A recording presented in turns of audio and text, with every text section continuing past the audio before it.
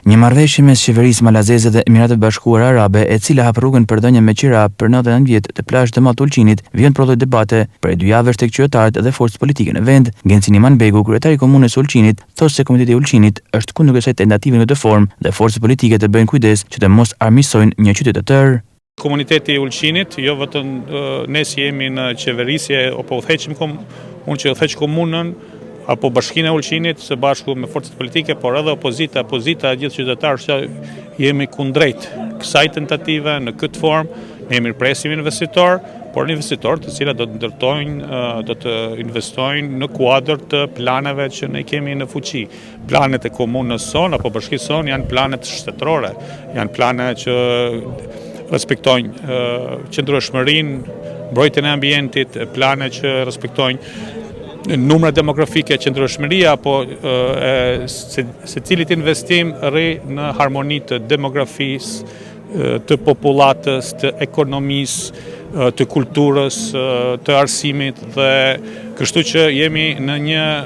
sfidë shumë të madhe, pasi që kryeministri si duket vetëm merret me një këtë çështje këtë një muaj e mbrapt, dhe unë kam ftuar gjithë forcat politike të kenë kujdes mos të armiqsojnë një qytet të tërë. Armiqësimi me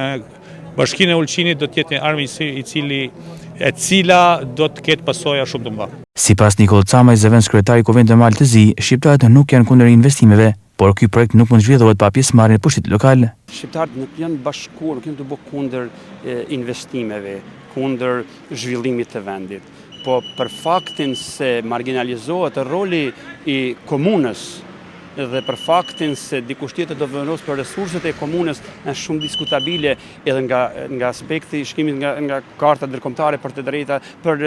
veçërisjen lokale. Se ne duhet të shkojmë drejt decentralizimit edhe jo centralizimit. Fakt se ata që kanë qenë para nesh kanë punuar shumë keq, pa jo, ne drejt që të vazhdojmë me të njëjtën mënyrë. Ajo që ndoshta kohë pas kohë shqetëson se